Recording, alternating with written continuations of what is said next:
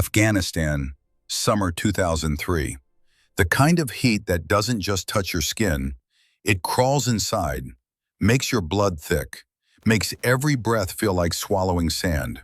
Sergeant Elara Thornfield lay motionless on a rocky outcrop, her body pressed flat against stone that had been baking under the sun for 12 hours straight. 1,247 yards below, in a village that had no name on any map, 3 men in black turbans dragged 3 prisoners into the center of a dusty square. Through her scope, Elara could see everything with crystal clarity. The first prisoner, an older man with gray in his beard, a school teacher, according to intel. His crime? Teaching girls to read. The second prisoner, a woman, young, pregnant, her hands bound behind her back. The third, a boy, couldn't be more than 12 years old, the teacher's son. Elara's finger rested beside the trigger of her M24 sniper rifle. Not on it, never on it until the moment of decision. That's what her grandfather had taught her on the Montana ranges when she was 9 years old. Never touch the trigger until you're certain, Elara. Not just certain you can make the shot, certain you should. Her radio crackled. Colonel Raymond Kessler's voice, cold and precise as always. Echo, this is command. Confirm observation. Elara pressed the transmit button. Her voice came out steady, professional, empty of the rage building in her chest. Command Echo, I have visual on 3 hostiles conducting execution preparations. 3 civilians at imminent risk. Static. Then Kessler's response. Echo, your orders are observe and document only. Do not engage. Repeat, do not engage. We have a larger operation in play. This village is bait. We're tracking a high-value target who's supposed to arrive in approximately 20 minutes. Your intervention will compromise the entire mission. Down in the village square, the Taliban fighter forced the schoolteacher to his knees, made him beg, made him plead for his life in Pashto that Elara didn't need to understand. The meaning was universal. Please, mercy, think of my family. The fighter raised his rifle. Command Echo, request permission to engage. They're executing civilians. Negative, Echo. Hold position. We've documented 4 other execution sites this week. This doesn't change the mission parameters. The high-value target is more important than 3 locals. You will observe only. The rifle fired. The teacher's body crumpled. Elara's jaw tightened. Her breathing remained steady. 4 counts in, 4 counts out. The way she'd been trained. The way that kept snipers calm when the world was screaming. They dragged the pregnant woman forward. She was crying. Not screaming, just quiet, desperate tears. The kind of crying that comes when you know prayer won't help. When you know mercy isn't coming. Command Echo, second civilian at imminent risk. Request permission to engage. Echo, this is a direct order. Do not engage. We need that HVT. The woman is already dead. Your shot won't save her. It will only compromise our position and alert the target. Stand down. The woman fell. 2 down. They grabbed the boy. He fought. 20 years old, and he fought like a cornered wolf, kicking and screaming and refusing to kneel. It took 2 of them to force him down. One of the fighters laughed. That sound, that laugh. It traveled across 1,247 yards and hit Elara like a physical blow. She thought about her grandfather, Sergeant Major Finn Thornfield. Battle of the Bulge, Incheon Landing, 2 wars, 43 years of service. On his deathbed, he gripped her hand and whispered the last lesson. There's orders and there's right. Sometimes they're the same, sometimes they're not. When they're not, you make your choice and you live with it. That's what makes you a soldier instead of a machine. The fighter pressed the rifle barrel against the back of the boy's head. Elara's hand moved to her radio. She clicked it off. Then her finger moved to the trigger. Wind from the northeast, 8 knots. Temperature 112 degrees Fahrenheit. Elevation difference 230 feet. At this range, at this temperature, With this wind, she needed 1.2 minutes of angle elevation adjustment, half a minute windage. Her grandfather's voice in her head. Breathe. Find the calm in the chaos. The shot is just geometry and physics in practice. The hard part comes after. She breathed out slowly. Halfway through the exhale, between one heartbeat and the next, she squeezed. The rifle kicked against her shoulder. The sound echoed across the valley. 1,247 yards away, the fighter with the rifle dropped. The 7.62 NATO round took him in the center of his chest. He was dead before he hit the ground. The other two fighters spun around, searching for the source of the shot. Confused, panicked. Elara was already cycling the bolt, acquiring the second target. Wind hadn't changed. Elevation steady. She squeezed again. Fighter 2 collapsed. The third fighter raised his weapon, firing wildly in the wrong direction. He had no idea where the shots were coming from. 1,200 yards was beyond his imagination, beyond his experience. Elara's third shot ended him. 3 shots, 3 seconds, 3 lives saved, and 1 career destroyed. The inquiry took place in a windowless room at Bagram Airfield. Concrete walls, fluorescent lights that hummed with a frequency designed to make you confess to anything just to escape. Colonel Raymond Kessler sat across the table from Elara. His uniform was perfect, creases sharp enough to cut, ribbons from 3 decades of service arranged in precise rows. Behind him stood a lawyer from JAG and 2 intelligence officers whose names Elara never learned. Kessler placed a folder on the table. It landed with a sound like a judge's gavel. Sergeant Thornfield, you disobeyed a direct order. You compromised an active intelligence operation. You violated rules of engagement. You engaged targets without authorization from command authority. Elara sat at attention, eyes forward, hands on her knees, silent. The high-value target we were tracking, he heard the shots. He never entered the village. 3 months of surveillance work wasted because you decided your judgment was better than your commanding officers. Still silent. Kessler leaned forward. Do you have anything to say for yourself? Elara met his eyes for the first time. I saved 3 lives, sir. You saved 3 Afghan civilians who may or may not have been insurgent sympathizers. Intel on local populations in that region is unreliable at best. You cost us a chance to capture or eliminate a Taliban commander responsible for the deaths of 47 coalition soldiers. With respect, sir, the intel on the high-value target was also unreliable. He was supposed to arrive in 20 minutes. How many times has that intel been accurate in this sector? Kessler's jaw tightened. That's not your determination to make, Sergeant. You had orders. Clear, direct, unambiguous orders. You chose to ignore them. I chose to save 3 innocent people from execution. You chose to play God with incomplete information and unlimited arrogance. The room went quiet. The fluorescent lights hummed. One of the intelligence officers spoke up. His voice carried the particular tone of someone who'd never heard incoming fire, but made decisions for those who did. Let's discuss the tactical situation, Sergeant. You were positioned in Overwatch. Solo operation, no backup, no support. You took 3 shots from an elevated position, revealing your location to any hostiles in the area. What was your extraction plan if they'd had counter-sniper capability? They didn't, sir. How did you know that? I'd been observing the village for 6 hours. No elevated positions occupied. No security protocols consistent with trained military presence. These were local Taliban, farmers with rifles, not professionals. So you made a tactical assessment on your own authority? I made an assessment based on available intelligence and direct observation. That's what reconnaissance operators are trained to do, sir. Kessler slammed his hand on the table. Not loud, just hard enough to make the point. You're trained to follow orders, Sergeant. That's the foundation of military discipline. Without it, we're just armed mobs shooting at each other. Ilara's voice remained calm, steady, the same tone she used to call shots on the range.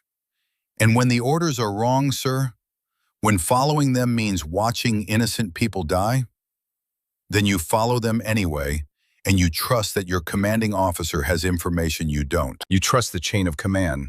You trust the system. I trusted my conscience, sir. The silence that followed felt like standing in an empty church, sacred and damning at the same time. The JAG lawyer cleared his throat. Colonel, if I may, Sergeant Thornfield's service record is exceptional. 3 years with Delta Force reconnaissance, 43 confirmed hostile kills prior to this incident, 0 friendly fire incidents, multiple commendations for... I'm aware of her record, Captain, which makes this situation even more disappointing. Kessler opened the folder. Inside were forms, legal documents, the machinery of military justice grinding into position. Sergeant Thornfield, you have 2 options. Option 1, full court-martial. Given the evidence and your own admission of disobeying direct orders, conviction is certain. You're looking at dishonorable discharge, possible prison time, and the permanent stain of being court-martialed for insubordination during wartime. He paused. Let that sink in. Option 2, voluntary reduction in rank to private first class. Transfer out of special operations. Reassignment to a standard infantry unit. All records of your specialized training and operational history classified at the highest level. You disappear from the system, become just another soldier in just another unit. Elara stared at the forms. And the 3 people I saved are irrelevant to this proceeding. Not to me, sir. Kessler leaned back. For just a moment, something flickered across his face. Not sympathy, maybe understanding, maybe regret. Off the record, Thornfield, you're probably the best natural sniper I've ever seen.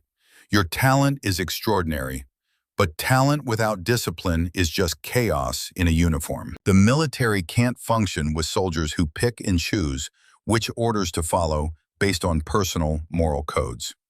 It doesn't matter if you were right or wrong about those 3 civilians. What matters is that you broke the fundamental compact that holds this entire structure together. He pushed the forms across the table. Choose, court-martial or demotion, but choose now. Elara looked down at the papers. 2 paths, both leading away from everything she'd worked for, everything she'd become. But only one path that let her sleep at night. She picked up the pen. 4 years later, Iraq, 2007. The C-130 transport aircraft screamed through thin desert air, its engines drowning out conversation, drowning out thought, leaving only the vibration that rattled through every bone and made your teeth ache. Private First Class Elara Thornfield sat at the far end of the cargo bay, field pack at her feet, M24 rifle secured vertical against her shoulder. No patches beyond rank, no combat ribbons, no insignia that marked her as anything other than standard infantry. Across the cargo bay, Lieutenant Garrett Ashford studied her with the kind of casual disdain officers reserve for soldiers they'd already written off. He was 35, West Point graduate, perfect uniform even in the middle of a combat deployment. His combat experience consisted of 6 months in the Green Zone in Baghdad, coordinating logistics and filling out after-action reports. He leaned toward Corporal Dylan Fletcher. That's our augment? She looks like she just finished basic. Fletcher, 26 years old and from someplace in Ohio that Elara had never heard of, shrugged. File came through this morning. Transfer from somewhere. Half the pages are redacted. Redacted means desk job, means she pissed someone off and got sent here as punishment. Specialist Emma Pritchard, the platoon's designated marksman, leaned in. Or it means she's someone they want to forget about. They all glanced at Elara. She stared straight ahead, not at them, not at anything. Her hands rested loose on her thighs, fingers occasionally twitching in a pattern, counting, calculating, measuring wind that wasn't there and distances that only existed in her mind. She developed the habit over 4 years of being invisible, of being forgotten, of being the soldier nobody asked about and nobody remembered. The loadmaster's voice crackled over the intercom. 5 minutes to drop zone.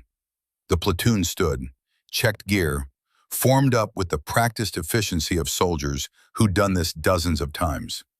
Elara rose last. Her movements were economical, precise. Not the rushed fumbling of a new soldier, but not the casual confidence of someone trying to prove anything either. She took her position at the rear of the formation without being told. That's where soldiers like her belonged. The ones carrying the weight of choices that nobody else would ever understand. Lieutenant Ashford's voice cut through the engine noise. Listen up, we're reinforcing 2nd Battalion. They've been engaged for 72 hours. Hostile forces have been using terrain features, dunes, wadis, abandoned structures to mount hit-and-run attacks. Our job is to secure Grid 7 and hold it until the supply convoy reaches the forward operating base. He glanced toward Elara. The look lasted exactly 2 seconds. Dismissive. Final. We've got one augment for this mission. She'll handle communications and observation. No direct engagement unless I give explicit authorization. Everyone else, standard combat formation. Questions? No one spoke. The ramp dropped. Hot air blasted through the cargo bay like opening a furnace door. The temperature outside was 118 degrees. The desert stretched endlessly in every direction, broken only by rocky outcrops and the distant smudge of burned-out vehicles from some previous engagement. They moved out in 2 columns, spacing tight but not clustered. Ashford led from the front, navigating by GPS and map. Elara fell in behind the main body, radio pack bouncing against her shoulders, rifle slung, muzzle down. Fletcher muttered to Pritchard, "Shouldn't the comms specialist be up front? Lieutenant wants her where she can't screw anything up." Smart.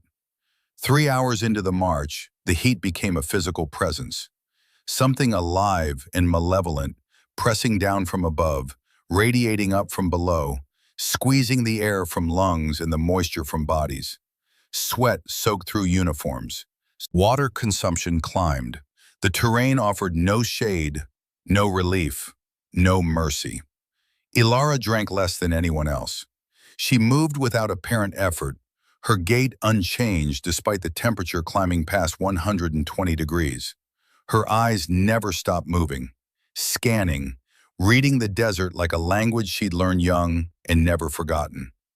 When they stopped for a brief rest, everyone else collapsed in whatever shade they could manufacture with ponchos and hope. Elara remained standing, head moving in small, methodical increments, observing sight lines, measuring distances, cataloging terrain features. Staff Sergeant Dalton McCrae watched her from beneath the brim of his boonie hat. He was 58 years old, from somewhere in Texas where people still said sir and ma'am without irony. His face looked like it had been carved from the same stone as the desert around them. Deep lines from squinting into too many suns, scars from too many close calls. He'd served in the Gulf War in 1991, Mogadishu in 1993. 2 decades of watching young soldiers come and go, most of them loud and confident and terrified underneath. A few of them quiet and competent and carrying secrets in their eyes. Elara Thornfield was the latter. He approached her slowly, not aggressive, not friendly, just curious. "You good, Thornfield?" "Yes, Sergeant." "You trained in desert environments before?" A pause, half a second, the kind of hesitation that came from deciding which truth to tell. "Yes, Sergeant." "Where?" "Multiple locations." Not an answer, but not a lie either. McCrae let it drop. In his experience, soldiers who avoided questions had reasons, sometimes good reasons. By late afternoon, they reached Grid 7. It was a shallow depression surrounded by low ridges. Sight lines stretched 2 kilometers in most directions. Defensible, in theory, exposed in practice. "Perimeter positions," Ashford ordered. "Fighting holes every 50 meters. Thornfield, you're with the headquarters element. Set up communications." Elara nodded, moved to the center of the position, unpacked the radio with the kind of practiced efficiency that contradicted every assumption about her being fresh out of basic training. No fumbling, no checking the manual.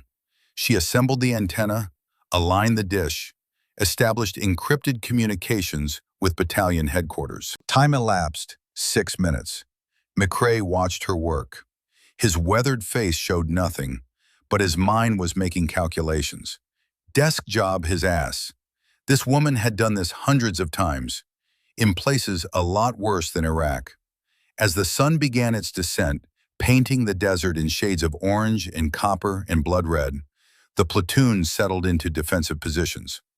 Elara sat cross-legged beside the radio, eating an MRE without comment. Her eyes never stopped moving, tracking the horizon, measuring shadows, reading the desert's mood. Pritchard approached, carrying her own MRE and a curiosity that had been building all day. "Think you'll last out here?" Elara glanced up. "I've lasted this long." "That's not what I mean. First contact, people freeze up. First time bullets start flying for real, training goes out the window, and you find out what you're made of." "I know what I'm made of." Something in her voice made Pritchard pause. Not arrogance, not bravado, just fact. Statement of reality. Like saying the desert is hot or the sky is blue. You've seen combat before. Not a question, an observation. Elara returned her attention to the MRE. "I've seen a lot of things." Pritchard waited for elaboration. None came. She walked away, glancing back once with an expression caught somewhere between respect and unease. McCrae settled into a position 30 meters away, close enough to observe, far enough to give space. He'd learned the art of patient watching during long nights in the Mogadishu ruins. Sometimes the best intelligence came from just observing how soldiers moved when they thought nobody was paying attention. Elara Thornfield moved like someone who'd already fought this battle, like someone waiting for everyone else to catch up to a conclusion she'd reached hours ago. The desert night fell fast, temperature plummeting 40 degrees within an hour. Stars emerged, sharp and brilliant, without the pollution of cities or the interference of clouds. Wind picked up, carrying sand that hissed against equipment and found its way into every gap and seam. Elara remained at the radio, monitoring frequencies, making notes in a small weatherproof notebook. She wore no jacket despite the temperature dropping into the 50s. Didn't shiver, didn't complain, just sat and watched and waited. Fletcher muttered to the soldier next to him. "Weird one, creeps me out." "Get some sleep," McCrae said quietly. "We've got watch rotation in 4 hours." But McCrae stayed awake longer than he should have, watching Elara's silhouette against the stars, wondering what kind of soldier shows up with a redacted file and the movements of a veteran, wondering what she'd done to earn the burial, wondering what would happen when the shooting started. The attack came at 04:30, precisely when circadian rhythms bottomed out and human alertness hit its lowest point. Not a major assault, probing fire. 3 or 4 shooters launching rounds from a ridgeline 800 meters to the northeast. Bullets cracked overhead, kicked up sand near the perimeter. The sound was distinct, unmistakable. The specific pitch that meant someone was trying to kill you. "Contact northeast," McCrae shouted, rolling into his fighting position. "Return fire! Controlled bursts!" The platoon responded instantly, rifles barking into darkness. Muzzle flashes lit the ridgeline like strobe lights, revealing shapes moving between rocks. Rounds impacted all around them, but the range was too great for effective aimed fire from either side. This wasn't about killing, this was about testing, probing, learning. "Suppressing fire," Ashford called from the command position. "Keep them pinned." Elara hadn't moved. She remained beside the radio, prone now, rifle still slung. In her hands, a small monocular, sweeping slowly across terrain, not toward the obvious muzzle flashes. 45 degrees off target. South. "Thornfield," Pritchard yelled, "get your weapon up." No response. The monocular continued its methodical scan. McCrae fired another burst, then glanced at Elara. "What are you looking at?" "Tire tracks." Her voice was quiet, calm, like she was commenting on the weather. "Fresh, 3 vehicles. They circled our position approximately 2 hours ago." "What?" "The shooters on the ridge are a distraction. The real assault will come from the south in approximately 90 seconds. Ashford overheard through the command net. "Thornfield, this is not the time for speculation. Stay on communications and—" "South side." Her voice was flat, but slightly louder, cutting through the chaos with the authority of absolute certainty. "Heavy weapons team. They're using the suppressing fire to mask their approach." "I don't see anything," Fletcher said. "Thermal signature. Check your optics." Pritchard swung her weapon-mounted thermal sight toward the south. Her breath caught. "Holy, she's right. I've got 4 heat signatures moving up the wadi. One of them's carrying something big." Ashford's jaw tightened. For 3 seconds he hesitated. Pride versus tactical reality. Command authority versus obvious truth. "McCrae, shift half your team south. Now." They moved fast, but not fast enough. The southern attackers had closed to 300 meters before detection. One of them raised an RPG launcher, the distinctive silhouette unmistakable even in darkness. Elara shifted position, unslung her rifle, adjusted the elevation knob with 2 precise clicks. Muscle memory from a lifetime ago. "Thornfield, you do not have clearance to—" She fired once. The sound was sharp and clean. 700 meters away, the man with the RPG collapsed backward. The weapon tumbled from his hands, impacted the rocks. The warhead detonated on contact. A bright orange fireball that briefly turned night into day, throwing shadows across the desert like accusing fingers. The remaining attackers scattered immediately, abandoned their assault, melted back into the darkness they'd emerged from. The entire platoon stopped firing.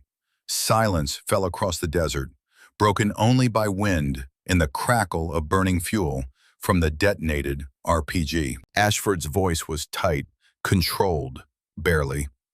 "What the hell was that?" Elara ejected the spent casing, chambered a new round, returned the rifle to safe. "Threat eliminated, no friendly casualties. I didn't give you permission to engage. You were about to lose soldiers. That's not your call." She didn't argue, didn't defend herself, simply turned back to the radio and resumed monitoring frequencies as if nothing had happened. As if she hadn't just made a 700-meter shot in darkness with iron sights against a moving target. McCrae approached her position slowly. His boots crunched on sand and gravel. When he spoke, his voice carried the weight of someone who'd seen enough to know when something didn't add up. "That was a 700-meter shot. In darkness, with iron sights."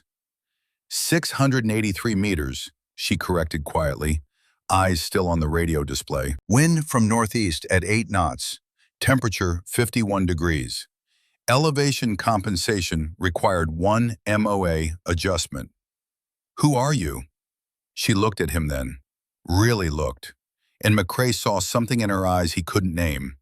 Not pride, not satisfaction, something colder, something that came from making impossible shots so many times they stopped being impossible and just became routine.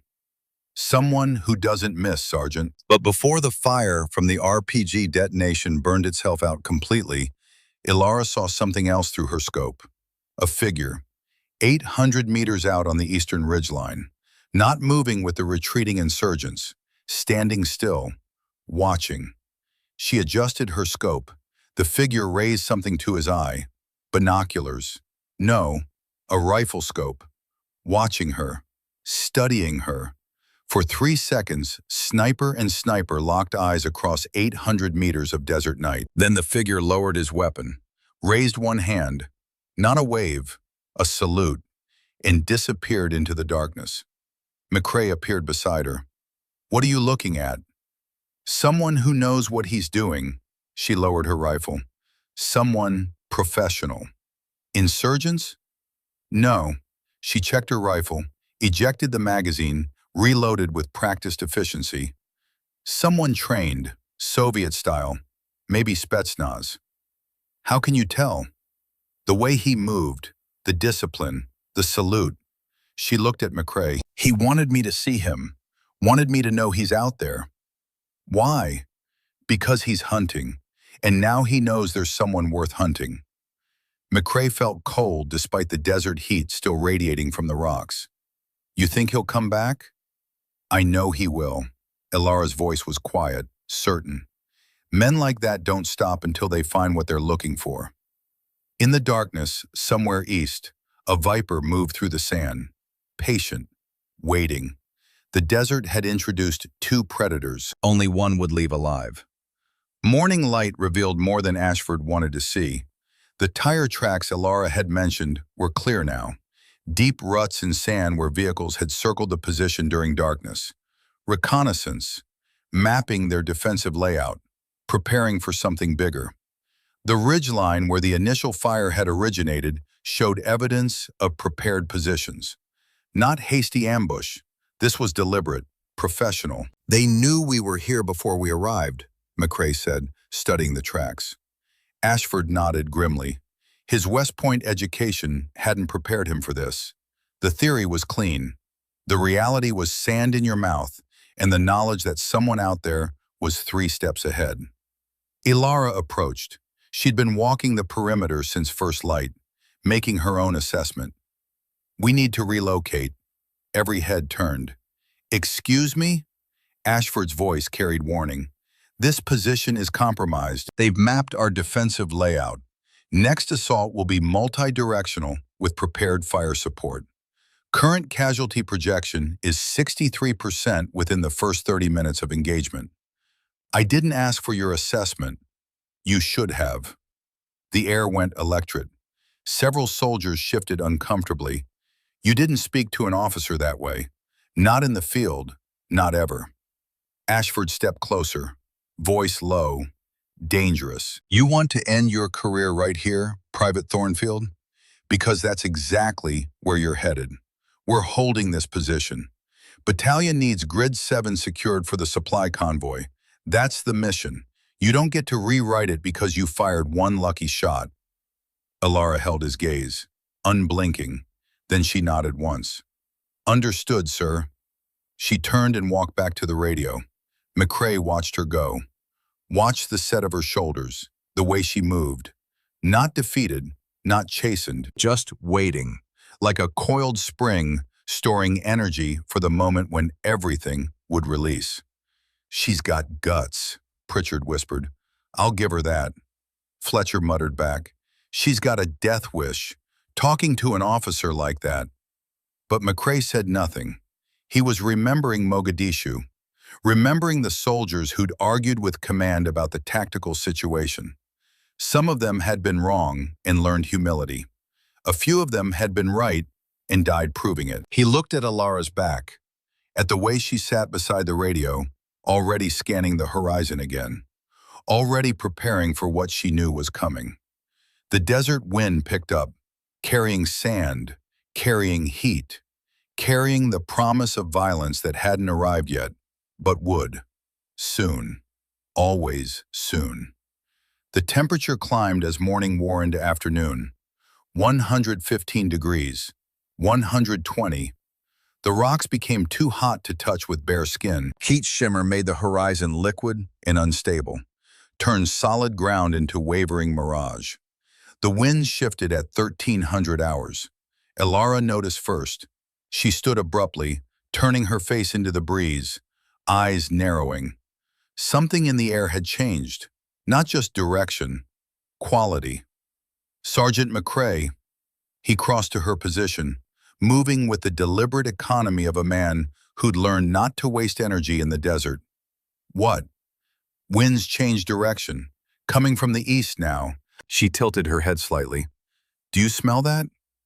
McCrae inhaled deeply. Under the sand and heat, something else, something chemical. What is that? Diesel, heavy equipment. She pointed east into the shimmer. They're moving something big, probably within 5 kilometers. Could be our supply convoy. Wrong direction. Convoy approaches from the south. She checked her watch. And they're not due for another 6 hours. McCrae relayed the information to Ashford. The lieutenant dismissed it with a wave that suggested he'd already made up his mind about the new private's reliability. Probably civilian traffic. There are still towns operating in this region. Sir, we should at least send out a patrol to... Negative. We're not splitting our forces based on speculation from someone who can't follow orders.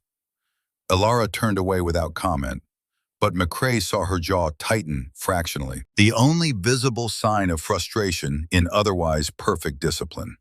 The afternoon dragged on. Soldiers sought shade where none existed, rationed water, tried to rest despite heat that made sleep impossible. Elara remained alert, periodically scanning terrain, making notes in her weatherproof notebook. At 1600 hours, she spoke again, this time to no one in particular, just stating fact to the empty air. They're staging. Pritchard looked up from where she'd been trying to find a comfortable position against a boulder that radiated heat like a stove. What? East position, 3 kilometers out. They're gathering forces. Elara's voice remained level, but something had changed in her posture. A coiling readiness, spring being compressed. Large assault, tonight, maybe 2 hours after sunset. Fletcher demanded, how the hell could you know that? Dust patterns, vehicle movement, radio chatter on unsecured frequencies. She gestured toward her notebook. They're being deliberate, methodical. This won't be another probe. Ashford overheard. His face flushed red despite the heat. Thornfield, if you can't control yourself, I'll have you confined to... Do what you want, sir. Her voice remained flat, empty of emotion, empty of everything except certainty. But you should move this platoon before 2,000 hours. We're not moving. Then you should prepare for significant casualties. The silence that followed was thick enough to cut. Every soldier within earshot stopped what they were doing, stopped breathing. You could hear individual grains of sand moving in the wind. Ashford's voice came out strangled, barely controlled. Get out of my sight. Now. Elara gathered her notebook, walked to the perimeter's edge, sat alone in the sand staring east into the gathering dusk. Not defiant, not sulking, just waiting for reality to catch up with her assessment. McCrae found himself standing beside Ashford. The lieutenant stared at Elara's distant figure with something that might have been anger or might have been fear. Sir, McCrae said carefully, what if she's right? She's not. But if she is, she's a washout trying to make herself important. Ashford's voice was tight. I've seen her type before. All theory, no experience. We follow the mission plan. We hold Grid 7 until the convoy passes. That's it. But as the sun began to set and temperature dropped, McCrae couldn't shake the feeling that they just made a terrible mistake. Night fell. Elara sat alone, watching the eastern horizon. Behind her, the platoon settled into watch rotation. Nervous, waiting. The quality of silence had changed from afternoon boredom to evening tension. McCrae approached her position, moved slowly, sat down beside her without asking permission. For a long moment, neither spoke. Just 2 soldiers watching darkness gather. Mogadishu, McCrae said finally. 93, Black Hawk down. You heard of it? Yes, Sergeant. We had orders to hold position. Convoy was supposed to extract us in 20 minutes. But I saw a Somali kid, couldn't be more than 10 years old, caught in the crossfire between our position and a militia strongpoint, just frozen there, terrified. He paused, the memory still sharp after 14 years. I ran out, grabbed him, pulled him back to cover. My CO wanted to court-martial me for leaving my position. General Garrison himself dropped the charges, said a soldier who won't risk everything to save one innocent isn't worth the uniform. Elara didn't respond, just kept watching the horizon. But you already know that, McCrae continued. That's why you're here, isn't it? She was quiet for so long he thought she wouldn't answer. Then finally she spoke, voice low, words chosen carefully like pulling splinters from a wound. Afghanistan, 2003, that 23-kilometer fighting withdrawal everyone mentions in my file? I put down 37 targets, wrote 37 confirmed in my report. She drew a line in the sand with one finger, erased it, drew another. But 3 of them, I'm not 100% certain. It was dark. They had weapons. They fired at my team. But I never saw their faces clearly through the scope. What if they were just shepherds, farmers defending their land from invaders? You questioning your shot or your conscience? Both. She looked at him then, direct eye contact for the first time. And that doubt is why I accepted the demotion, not because Colonel Kessler demanded it, because I demanded it from myself. If I can't be certain, I don't deserve the rank. McCrae nodded slowly, understanding settling into place. Fair enough, but doubt doesn't mean you were wrong. It means you're human. Human makes mistakes, Sergeant. Snipers can't afford mistakes. Snipers are human too. She smiled faintly, sad, tired. That's the problem. McCrae stood, brushed sand from his uniform. Get some rest, Thornfield. If you're right about tonight, we're going to need you sharp. And if I'm wrong, then you're wrong. But I've been doing this 26 years. I've learned to tell the difference between soldiers who guess and soldiers who know. You know. He walked away, leaving her alone with the darkness and her thoughts. The enemy came at 1945 hours, 15 minutes earlier than Elara had predicted. They came from 3 directions simultaneously, north, east, and south. Coordinated assault teams with heavy weapon support. This wasn't probing fire, this was annihilation. Mortar rounds began falling first, walking across the defensive position with methodical precision. Someone out there had mapped their layout perfectly, knew exactly where the fighting positions were, exactly where to place indirect fire for maximum effect. Incoming, McCrae shouted, diving for cover as explosions ripped through sand and rock. The platoon returned fire, muzzle flashes strobing in darkness. Tracer rounds drew red lines across the night like arterial bleeding. Radio chatter became chaotic.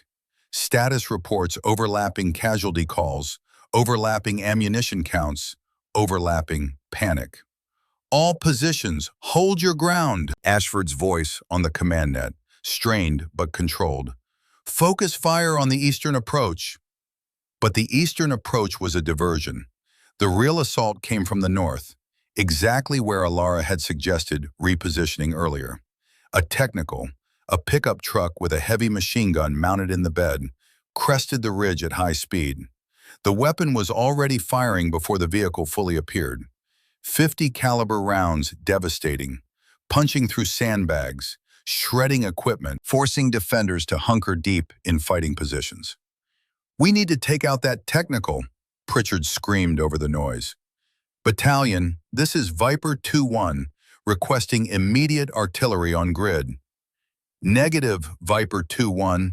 The response crackled through static and explosions. Artillery is engaged with priority targets. You're on your own for the next 20 minutes. 20 minutes might as well have been 20 hours. The technical was systematically destroying their defensive position. The machine guns swept back and forth, pinning everyone down while assault teams advanced under cover of its fire. McCrae tried to line up a shot, but the vehicle was moving too fast, weaving between rocks, using terrain like a professional driver who'd done this before. McCrae fired anyway, missed, fired again. Rounds sparked off the truck's hood but didn't stop it. Elara appeared beside him, moving in a low crouch through fire that should have kept everyone pinned. She carried her rifle and nothing else. No pack, no extra gear, just the weapon and absolute focus. What are you doing? McCrae demanded. She didn't answer. Moved past him to an exposed position 30 meters forward. Dropped prone on a flat rock. Brought the rifle to her shoulder in one fluid motion. Thornfield, get back here. The technical was 800 meters out now, closing fast. Its machine guns swept back and forth, death on a swivel mount. The driver knew his business, never holding a steady course, using terrain to mask approach. Elara waited. The technical crested a small rise, airborne for half a second, suspended against the starlit sky like a target on a range. She fired once. The driver's head snapped back. The technical swerved violently, front wheel caught on a boulder. The entire vehicle flipped, machine gun tearing free, fuel tank rupturing. Secondary explosion. Flames painted the desert orange and yellow and red. The hostile assault team saw their support vehicle destroyed and immediately broke contact. Withdrew in good order, no longer pressing the attack, melting back into darkness. Elara stood, chambered a new round, walked calmly back to the defensive perimeter as if she just finished a training exercise. Every member of the platoon was staring at her. Fletcher couldn't finish his sentence. "You just 800 meters shot," McCrae said quietly. "Moving target, darkness, 1 round." Ashford appeared, face twisted with anger and something else. Something that might have been fear or might have been humiliation. "You fired without authorization. You could have drawn more fire onto our position. You could have—" "I saved your platoon." Elara's voice finally carried an edge, sharp, precise as her shooting. "You can court-martial me later. Right now you need to call in our position update and request immediate medevac for Corporal Hayes. Shrapnel in his left leg. Probably severed his femoral artery based on the blood pattern. He has approximately 4 minutes before he bleeds out." Ashford's mouth opened, closed. Then he spun toward the casualty collection point. "Medic! Hayes is critical!" The medic was already running. Elara returned to the radio, but McCrae saw her hands shaking slightly as she adjusted the frequency dial. Not from fear, from something else. Something that looked like old pain resurfacing, old ghosts demanding acknowledgement. Pritchard approached carefully, respectfully. "How did you make that shot?" "Practice." "That's not an answer." Elara looked up. In the firelight from the burning technical, her face was expressionless, empty of triumph, empty of satisfaction. Sometimes it's the only answer that matters. Dawn broke cold and bright. The enemy had withdrawn completely, leaving behind spent brass and blood trails in the burned-out hulk of the technical still smoldering on the ridgeline. Lieutenant Ashford sat alone in the command post, a shallow fighting hole covered with camo netting, staring at his tablet. The encrypted personnel file on the screen made no sense. Name, Thornfield, Elara J. Rank, Private First Class. Service record, redacted. Deployments, redacted. Awards and decorations, redacted. Special qualifications, redacted. Everything was redacted except her name, rank, and basic training completion date. Everything. He scrolled down. Assignment history mostly blacked out, but he could see fragments. Attached to redacted for operations in redacted. Specialized training in redacted. Advanced redacted incident resulted in redacted casualties and subsequent redacted. Recommended for redacted, but request was denied due to redacted. Current assignment represents redacted pending review by redacted. Like reading a document that had been halfway shredded. "Sir," McCrae appeared at the fighting hole entrance. "You wanted to see me?" "Come in, close that flap." McCrae complied. Settled onto an ammunition crate. "What do you know about Thornfield?" "Just what everyone else knows. Transfer. Files mostly classified. And she shoots like someone who's been doing it for a very long time." Ashford turned the tablet toward him. "Look at this. Have you ever seen a personnel file this heavily redacted?" McCrae studied the screen. "Only once. Special operations guys attached to our unit in Mogadishu. But they had proper credentials. Thornfield's listed as a PFC with no combat deployments. Which makes no sense given what we witnessed."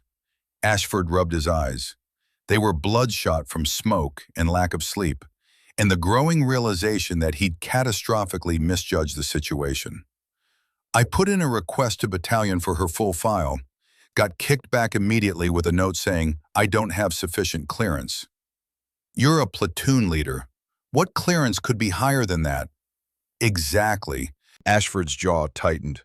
So I went sideways, called a buddy who works in personnel at division, asked him to run her name through the system informally. He paused. He called me back 10 minutes ago, told me to drop it, said her file has flags on it that automatically notify certain offices when someone accesses it. He wouldn't say which offices. McRae leaned back, processing. He did tell me one thing before he hung up. He said if I entered a specific search query, I might find something interesting in the archived operational reports. He gave me a call sign. What call sign? Desert Ghost. The name hung in the air between them like smoke. Search it, McRae said. Ashford typed carefully, fingers hovering over the enter key for a moment before pressing it. The results appeared slowly, loading through the encrypted military network. A single document, heavily redacted like everything else, but with enough visible text to tell a story. Operation, redacted. Date, redacted, approximately 4 years prior. Location, redacted, mountain region, hostile territory. Objective, redacted. Operational summary. Special reconnaissance team consisting of redacted, personnel deployed to gather intelligence on redacted. Team was compromised on day 3 of operation, resulting in contact with numerically superior hostile force. Team leader, KIA, communications specialist, WIA. Redacted assumed command despite being junior member of team. Conducted fighting withdrawal over 23 kilometers of mountainous terrain while under continuous enemy contact. Redacted utilized advanced marksmanship and terrain analysis to eliminate redacted hostile combatants while preserving team cohesion and preventing additional friendly casualties. Maintained defensive perimeter for 14 hours until extraction was possible. Call sign used, Desert Ghost. Commendations, recommended for Silver Star. Recommendation withdrawn after internal review. Current status, redacted. The document ended there. McRae read it twice, something cold settling into his stomach. She saved her team. Keep reading. Ashford scrolled down to an addendum document dated 6 months later. Sent report, redacted. Following debriefing from Operation Redacted, discrepancies were noted in after-action reports regarding rules of engagement and authorized use of lethal force. Redacted was investigated for redacted. Investigation concluded that actions taken were necessary for team survival, but exceeded parameters of original mission authorization. Redacted was offered option of court-martial or voluntary separation from special operations assignment. Subject chose voluntary separation. All records of specialized training and operational history were classified at TS/SCI level.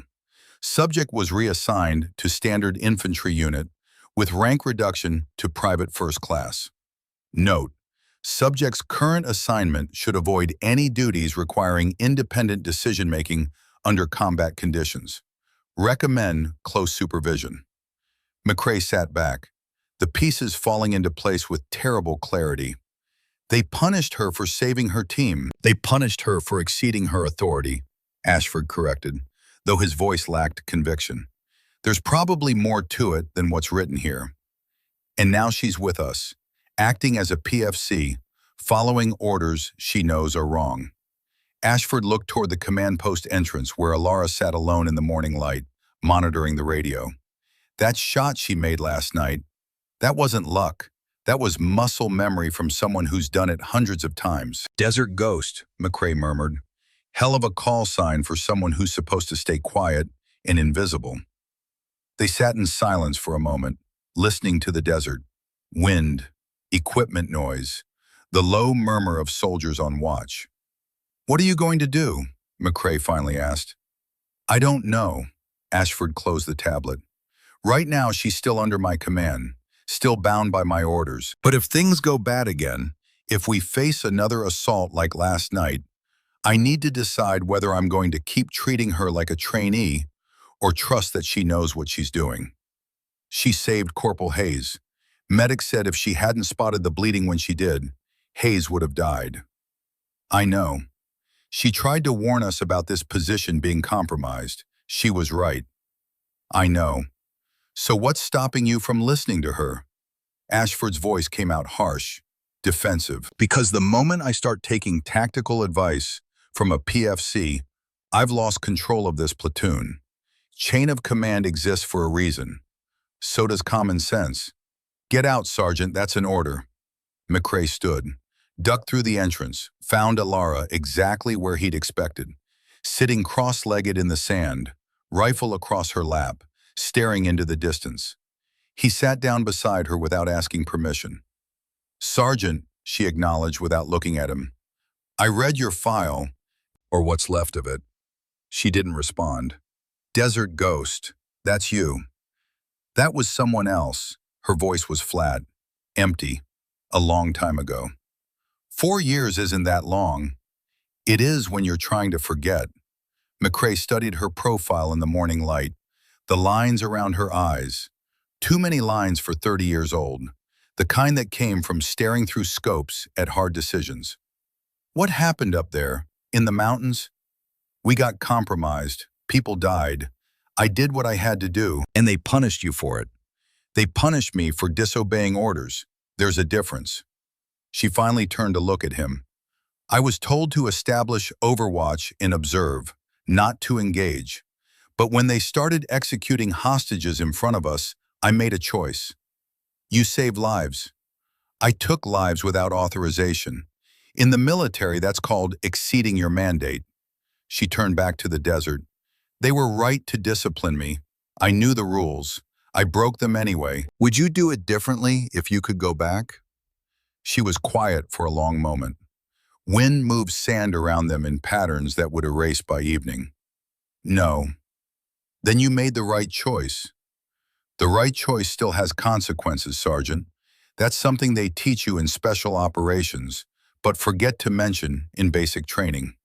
Every trigger pull, every decision, every time you step outside the chain of command, it costs something. Sometimes it costs everything." They sat in silence. McCrae realized he wasn't sitting next to a troubled private. He was sitting next to a warrior who'd been broken down and rebuilt as something lesser, forced to watch from the sidelines while others made mistakes she could prevent. "For what it's worth," he said finally, "I'm glad you're here, even if nobody else is." Elara nodded once. "Get some sleep, Sergeant. Tomorrow's going to be worse than today." "How do you know?" "Because they're not done testing us yet. Last night was reconnaissance in force. They know exactly how many of us there are now, what weapons we have, how we respond to pressure." She checked her watch. "They'll hit us again. Bigger force, better coordinated, probably right before dawn when we're most vulnerable. You should tell Ashford." "He won't listen, not to me." She paused.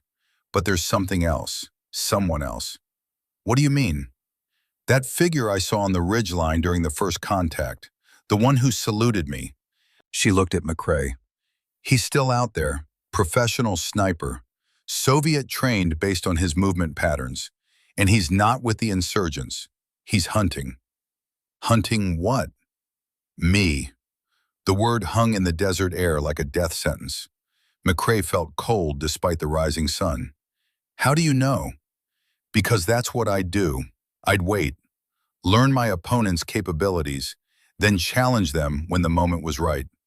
She stood, brushed sand from her uniform. "Men like that, men like me, we don't stop until we find what we're looking for." She walked away, leaving McCrae alone with the knowledge that somewhere out there, another ghost was waiting in the sand. The assault began at 05:15 hours, 45 minutes before sunrise, when darkness still held the desert, but dawn was close enough to taste. Mortar rounds fell first, impacting with systematic precision around the defensive perimeter. Not random harassment fire, this was deliberate targeting, walking explosions inward to pin the defenders in place. Someone out there had mapped every fighting position, every weak point, every avenue of approach. "Incoming!" The cry went up simultaneously from multiple positions. Elara was already moving, sprinting toward the command post in a low crouch. She found Ashford shouting into the radio handset, face illuminated by the dim glow of his tactical display. "Battalion, this is Viper 2-1. We are under heavy, indirect fire. Request immediate counter-battery mission. Over." "Viper 2-1. Battalion, no artillery available. Air support is 45 minutes out. Recommend you hold position." The transmission cut off as another mortar round impacted nearby, showering the command post with sand and rock fragments. Ashford slammed the handset down. "We're on our own. They're coming from 3 directions." Elara appeared beside him, not asking permission, just stating fact. "North, east, and southeast. Estimate 50 to 70 hostiles total. They'll use the mortar fire to close within assault distance, then rush the positions simultaneously. I didn't ask for your analysis. You need it anyway, sir. This position is indefensible against that many attackers. We need to consolidate, fall back to, we're not abandoning our grid square. Then we're going to die here." Ashford whirled on her, eyes blazing with something between rage and desperation. "If you can't follow orders, Thornfield, I will have you." An explosion cut him off, larger than the others, impacting directly on their southern perimeter. The command post filled with smoke and the screaming of wounded soldiers. "Hayes is down again," someone shouted. "Alvarez too. We need a medic." "Southside's collapsing," another voice. "They're in the wire." Ashford grabbed the radio again, but froze, staring at the tactical display. 3 red arrows converging on their position. 50+ hostiles, no support, limited ammunition, and now casualties mounting.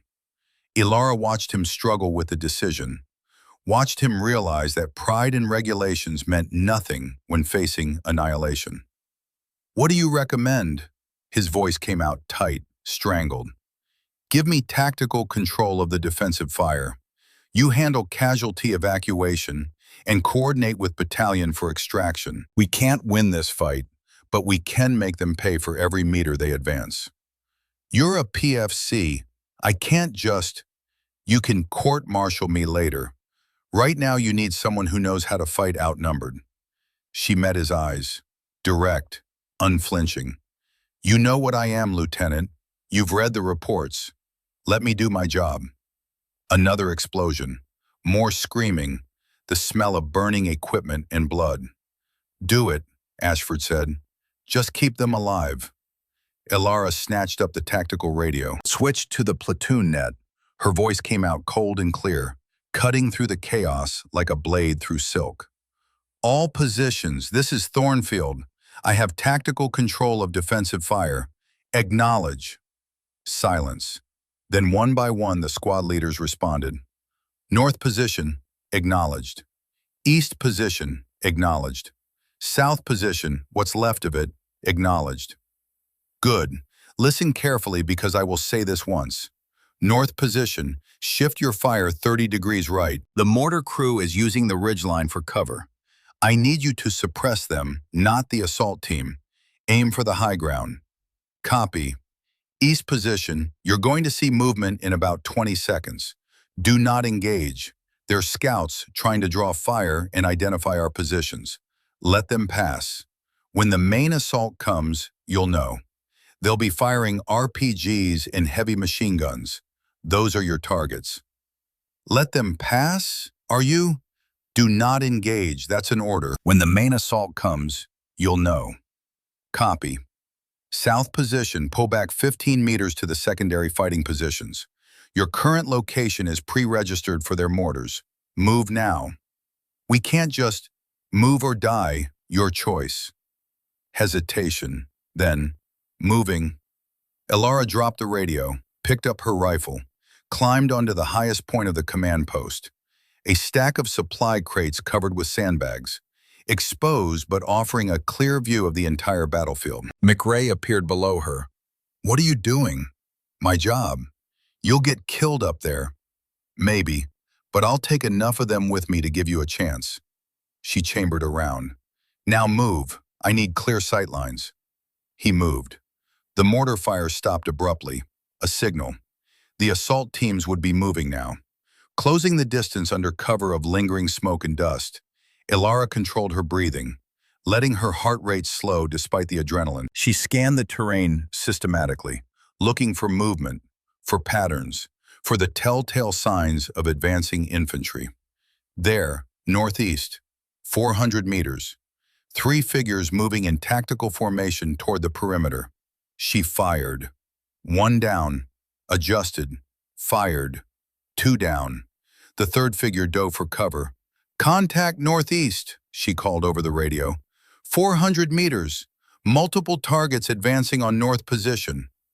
But she was already looking elsewhere. East sector, 2 technical vehicles approaching fast. Weapons mounted and firing. 800 meters in closing. East position, technical vehicles inbound. Engage the gunners first, not the drivers.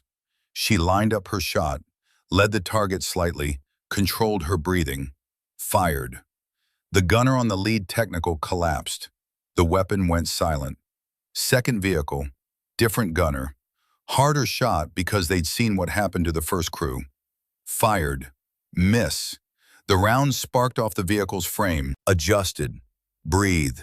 Fired. The second gunner fell. The vehicle swerved, drivers realizing they were being engaged by precision fire from an elevated position. Good. That would slow them down. South sector. The assault team there was larger, maybe 20 fighters rushing the partially collapsed defensive line. South position. Fall back to Rally Point Alpha. Fighting withdrawal. Alternate teams covering. The southern defenders peeled back in good order, laying down suppressing fire while moving. Not a rout, a controlled retreat. The assault team pressed forward, emboldened by the apparent retreat. Elara adjusted her position, picked her targets carefully. Not the lead elements, they'd just be replaced.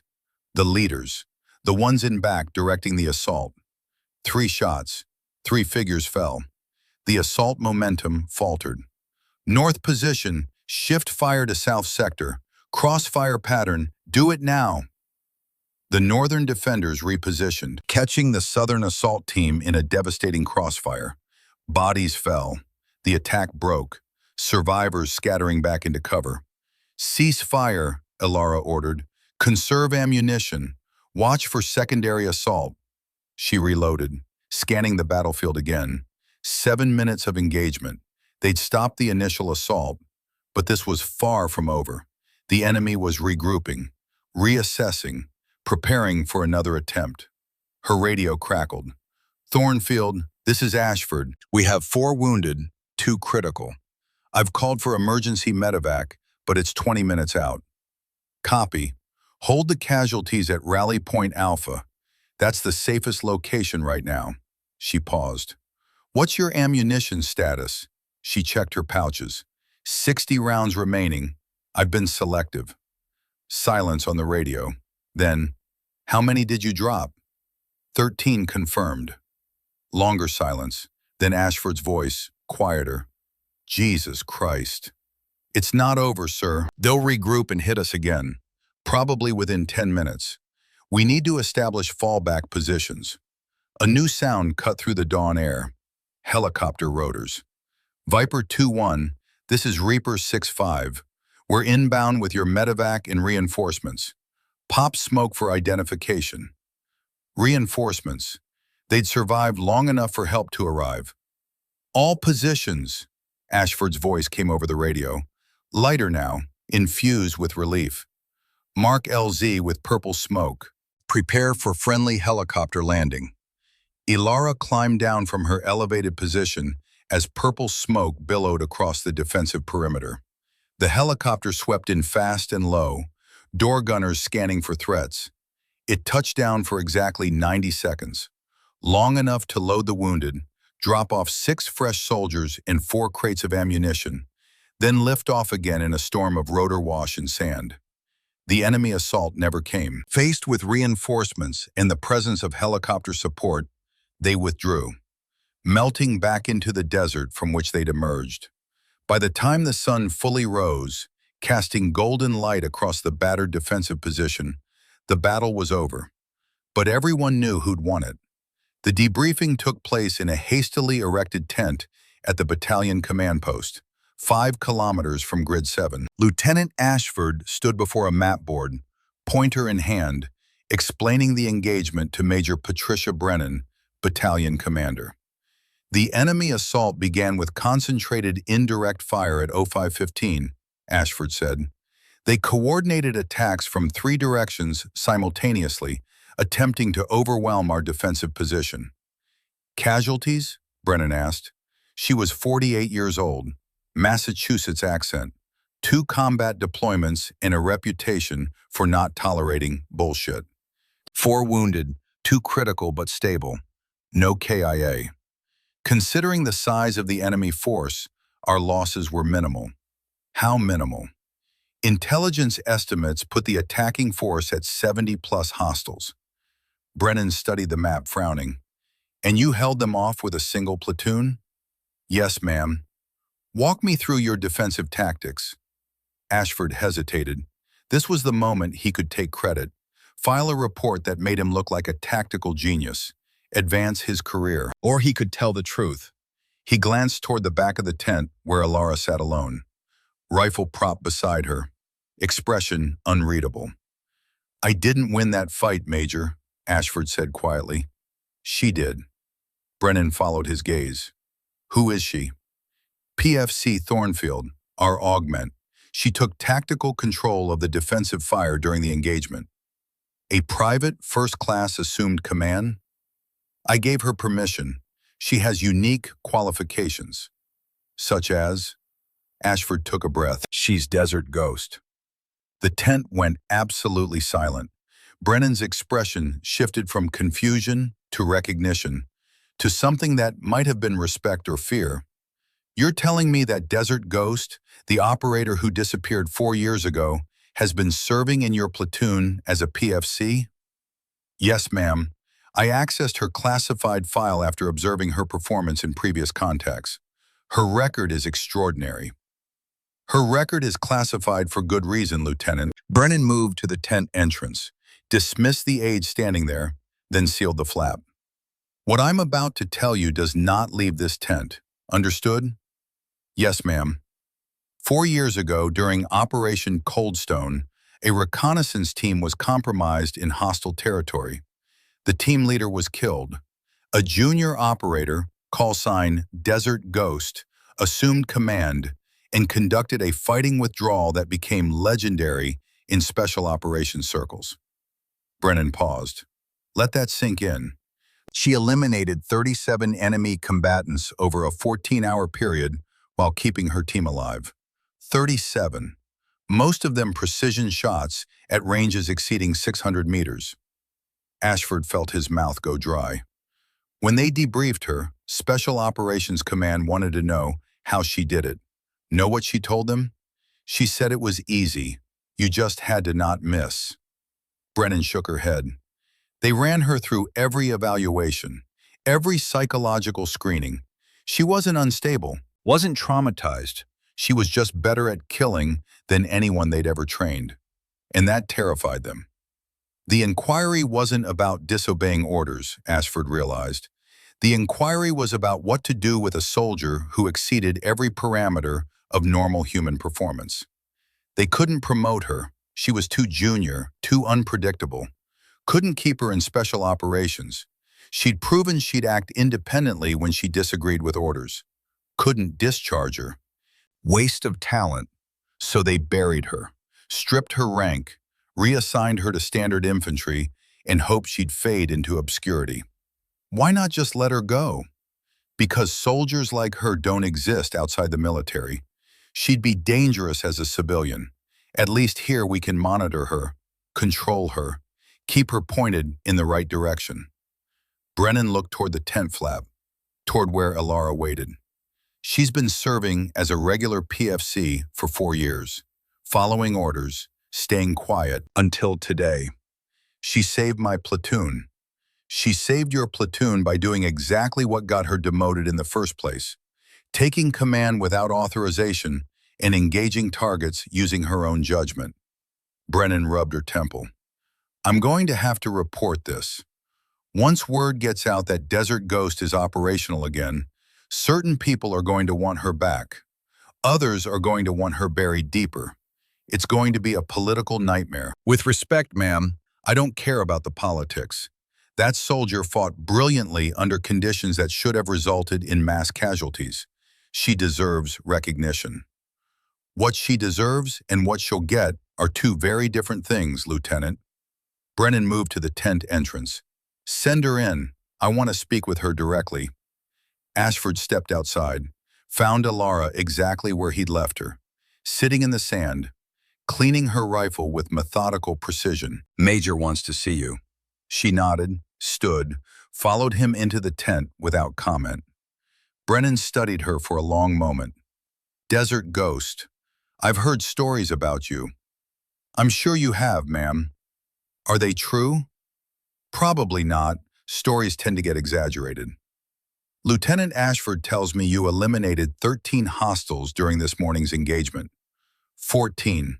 There was one more after the helicopter arrived. Sniper in an overwatch position about to engage the LZ. I handled it. 14 confirmed kills in approximately 7 minutes of combat. Yes, ma'am.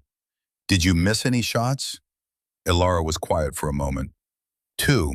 The technical gunner required a follow-up shot because I didn't compensate properly for vehicle movement. So you're saying your accuracy rate was 93%? 93.3%, accounting for the follow-up shot as a single engagement. Brennan laughed, a short, sharp sound. Jesus, they really did bury a legend in the ranks. She circled Elara slowly, assessing. Why didn't you just leave? Take a discharge, go civilian. Leave all of this behind. Because this is what I am, ma'am.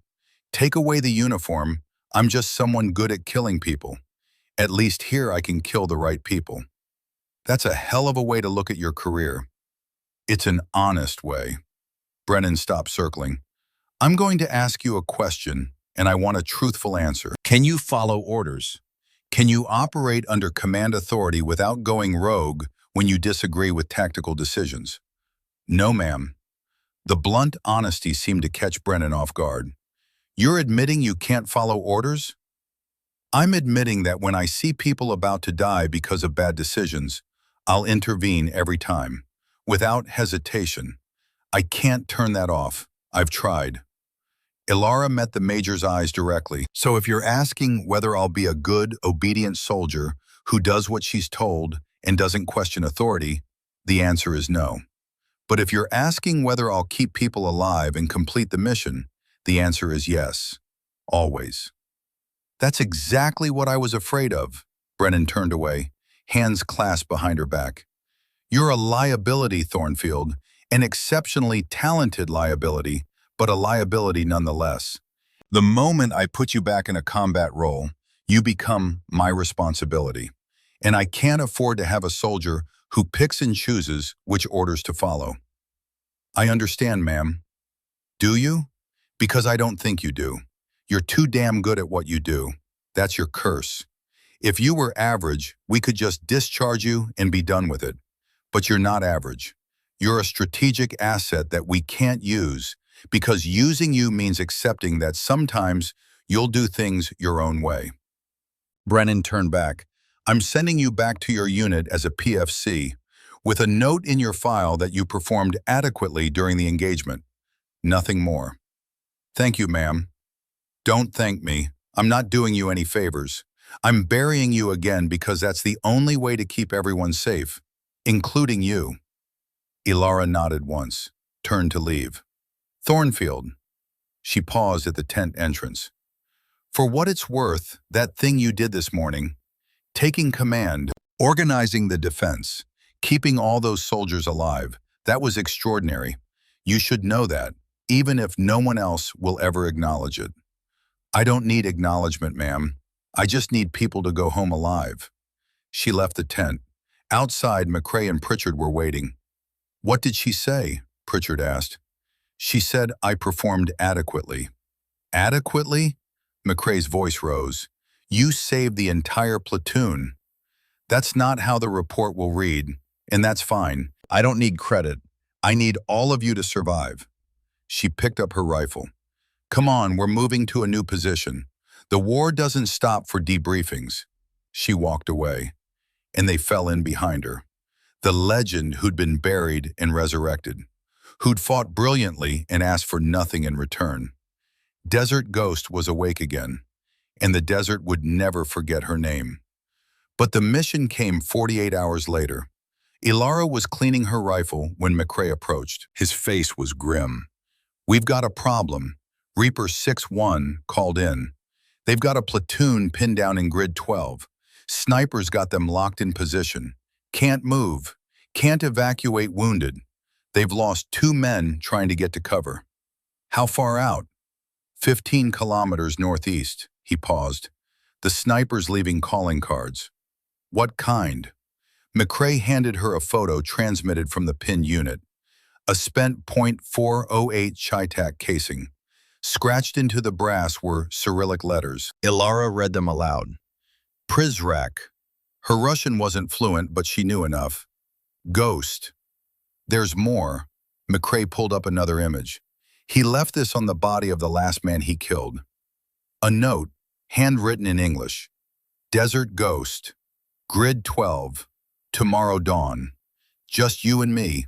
Let us see who is truly a ghost. K. Volkov. Elara stared at the note for a long moment. Konstantin Volkov. The Wolf. She looked at McCrae.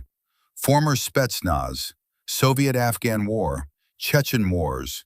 89 confirmed kills, according to Russian military records.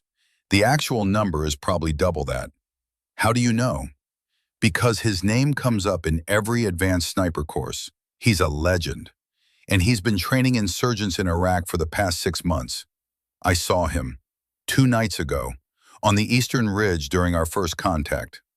McCrae's expression darkened. You saw him and didn't say anything? I said we had a professional watching us. You were there. I thought you meant an insurgent with training, not a Soviet sniper legend. Would it have changed anything? McCrae didn't answer. Ashford appeared. He'd overheard the last part. Thornfield, you're not seriously considering this. 15 men are pinned down, sir. 2 already dead. More will die if someone doesn't take out that sniper. So we call in air support, artillery. We don't send 1 soldier on a suicide mission against a legendary marksman. Air support can't help if they don't know where he is. Artillery is too imprecise. By the time we triangulate his position, half that platoon will be dead. She stood, started packing her gear. This is what he wants, Ashford said. It's a trap. Of course it's a trap, but it's also the only way to save those men. I won't authorize this. Elara looked at him, direct, unflinching. Then I'm going anyway, sir. You can court-martial me when I get back. If I get back. Thornfield. With respect, sir, we both know how this works. He's out there. He won't stop until he gets what he wants. Better to face him on my terms than wait for him to pick us all off one by one.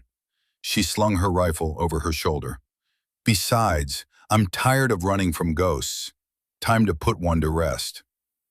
Grid 12, 05:45 hours. The desert stretched flat and empty. No cover, no concealment, just sand and rock and heat shimmer, already distorting the air despite the early hour. 1,500 meters east, a ridgeline marked the only elevated position for kilometers. That's where Volkov would be. That's where he'd set up. That's where this would end. Elara moved forward slowly, methodically, every sense alert, reading the terrain, measuring distances, calculating angles. Her radio crackled. McCrae's voice from the observation post 2 kilometers back. "Thornfield, this is suicide. Come back." She didn't respond, just kept walking. At 1,000 meters, she stopped, dropped her pack, kept only her rifle, ammunition, and water. At 800 meters, she saw the glint, scope reflection. He wanted her to see it, wanted her to know exactly where he was. Arrogance or confidence. With men like Volkov, there wasn't much difference. She found a slight depression, barely enough to provide cover, went prone, set up her rifle. Deep breath, calm the heart rate, focus. Through her scope, she could see him now, a figure in desert camouflage. Prone position on the ridge, professional setup. He'd been there for hours, maybe all night. Her radio crackled again. Not McCrae this time, a different frequency, one she hadn't been monitoring. A voice spoke in accented English, Russian, deep, calm. "Desert Ghost, I have been waiting." Elara keyed her radio. "Volkov, you know my name. Good. I know yours too. Elara Thornfield. 26 years old when you made your legend. 30 now. 4 years buried. 4 years wasted." A pause. "They should have made you a hero. Instead, they made you a ghost. What do you want?" "To see if the legend is true. 89 kills, they say I have. You have 37 confirmed. But I think more. I think many more you do not speak of." Elara said nothing. "I read your file. Well, the parts that are not redacted. Interesting choice you made. Saving civilians, disobeying orders. Very Russian, actually. We understand sometimes the orders are wrong. This isn't a conversation, Volkov. Let's finish this." Yes. But first you should know. Those 3 kills you are not certain about? The ones that haunt you?" Elara's breath caught. "I know who they were. Surveillance footage from Pakistani intelligence. They were Taliban, all 3. One was bomb maker, one was recruiter, one was logistics coordinator. You were right to kill them. You saved many lives that day." "You're lying." "Why would I lie? I am about to kill you. Or you kill me. Truth costs nothing now." A pause. "But the doubt will cost you everything. That is why you will lose today." Elara's finger rested beside the trigger. "You hesitate," Volkov continued, "even now, even knowing I will not. That doubt makes you human, and human loses to machine. Every time. Then let's find out which one of us is the machine." She fired. The round impacted 3 inches to Volkov's left. He'd moved the instant before she squeezed the trigger. Anticipated. Shifted. His return shot came half a second later, passed 2 inches over her head. Both had missed deliberately. Range finding. Testing. Now the real duel began. For 20 minutes they traded shots. Move and fire. Relocate and engage. Neither willing to stay in one position long enough to be targeted. Neither able to get a clean shot. Elara's mind was ice. No thought, no emotion. Just geometry and physics and muscle memory from 10,000 hours of practice. She saw the pattern. Volkov moved clockwise. Always clockwise. Old Soviet doctrine. Predictable if you knew what to look for. She shifted position. Not to better cover, to where he'd be in 30 seconds if he maintained pattern. Waited. Breathed. A flash of movement. There. She fired. The round took Volkov in the upper chest. Not center mass. She'd aimed for center mass, but he'd shifted at the last instant. Still fast enough to move. Not fast enough to avoid. Through her scope, she saw him fall back. Saw the blood. Saw him struggle to raise his weapon. Then stop. She waited. 5 seconds. 10. 30. No movement. Her radio crackled. "Good shot, Prizrak." Volkov's voice. Weak. Strained. But alive. "Very good shot. You're still talking." "Body armor. Military grade. Your round did not penetrate, but broke 3 ribs, I think. Maybe 4. A wet cough. Cannot breathe well. Cannot shoot. You have won. Then why are you still on the radio? Because I want you to know something. Those 3 kills you down? I told you the truth. They were Taliban. You were right. Why does that matter to you? Because you and I, we are the same. We do the hard thing, make the hard choice, and then we live with it, forever. Another cough, weaker. I am dying, bleeding internal, but I die knowing I fought the best, and the best won. That is enough. Volkov, no, listen. You must stop being ghost. You must stop hiding. The world needs soldiers like you, like me, who make the choice others cannot. The radio went silent. Elara waited. 1 minute, 2, 5. Then slowly, carefully, she stood. Rifle ready, approached the ridgeline. Volkov lay on his back, eyes open, looking at the sky, his rifle beside him. No longer a threat. His chest rose and fell, shallow, labored. He saw her approach, smiled faintly. "Da, is you. I thought maybe hallucination." She knelt beside him, checked his wound. He was right, internal bleeding. Without immediate medical attention, he had minutes, maybe less. "I can call medevac." "No," he coughed blood. "Let me die as a soldier, not prisoner." "Volkov." "Konstantin. My name is Konstantin." He looked at her. "Your eyes, I see it. The same thing I see in mirror. We carry the dead, all of them, every shot, every choice. Yes. Do not let them bury you again, Elara Thornfield. Do not let them make you small. You are desert ghost, legendary. Own it." His breathing stopped, eyes still open, still staring at the sky he'd never see again. Elara closed them, stood, looked down at the man who'd been the only one who truly understood.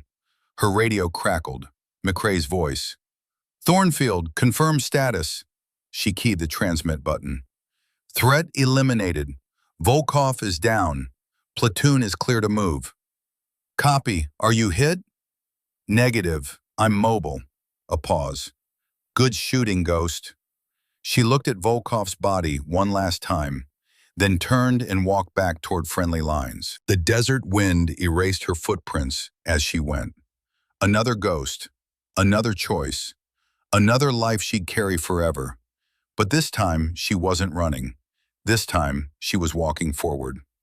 6 months later, Fort Benning, Georgia, Gunnery Sergeant Elara Thornfield stood before a classroom of 40 students, men and women, all volunteers for the U.S. Army Sniper School, all eager, all confident, all about to learn how little they actually knew.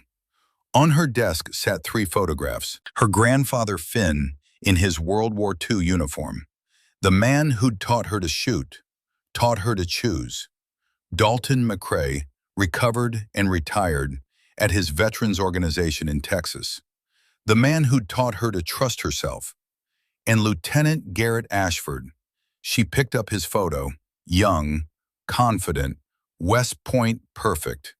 He died 3 months after Grid 7, leading from the front during a convoy ambush. Took a round meant for Corporal Fletcher, bled out before medevac arrived. His last words, according to Fletcher's letter, were about her. "Tell Thornfield she was right, about everything, and tell her I should have listened sooner." She'd carried that letter for 3 months, read it every night, tried to find forgiveness in the words, but forgiveness wasn't the point.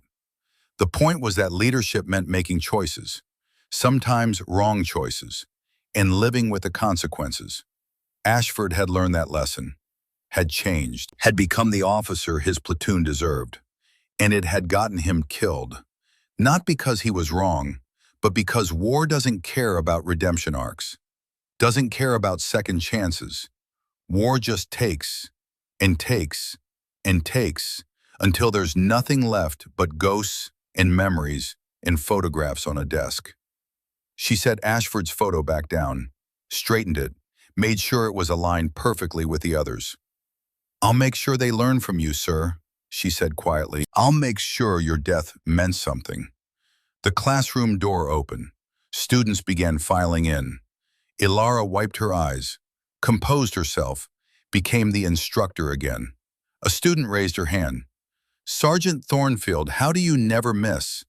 Elara looked at the young faces staring back at her, waiting for some secret, some magic formula. "I miss all the time. Every shooter does. The question isn't, can you make the shot? It's, should you make the shot?" She walked to the window, looking out at the ranges where she trained them. "My grandfather fought at the Bulge in Incheon. He taught me that shooting is easy. Living with what you've shot is hard. That's the real test." She turned back to face them. "4 years ago, I took 3 shots I wasn't 100% certain about. Turned out they were the right calls. But I didn't know that for 4 years. And that uncertainty almost destroyed me." The classroom was silent. "You're not here to become ghosts. You're here to become guardians. To make the hard calls with your eyes open. To protect those who can't protect themselves. And yes, sometimes that means disobeying orders you know are wrong." She paused. "But it also means owning every consequence, every choice, every shot. That's what makes you a sniper. That's what makes you a soldier. That's what makes you human." Behind her, on the wall, a new plaque had been mounted. Silver Star, Sergeant Elara Thornfield, Afghanistan, 2003, for extraordinary heroism in saving civilian lives under direct enemy fire. Bronze Star with Valor, Grid 7 Defense, Iraq, 2007. She walked to the classroom door, opened it. "Range opens in 10 minutes. Get your gear." They filed out, eager, ready. She remained behind, looking at the photographs on her desk, the ghosts who'd shaped her, the choices that had defined her. Outside on the 1,000-yard range, a female recruit was setting up, struggling with the fundamentals. Elara walked over, knelt beside her. "Breathe, find your target, ask yourself, is this the right shot? If the answer is yes, if you're absolutely certain, then you take it, and you own it." She demonstrated. Smooth, practiced, perfect. The round impacted dead center. "How did you get so good, Sergeant?"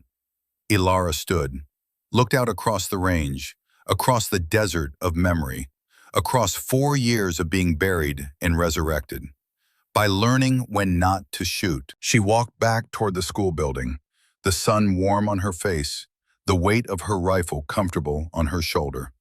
Desert Ghost had come home, not to the darkness of special operations, not to the shadows of classified missions, but to the light of passing knowledge to the next generation, of turning ghosts into guardians, of teaching them that the hardest shot isn't the one you take, it's the one you choose not to take, and living with both decisions for the rest of your life.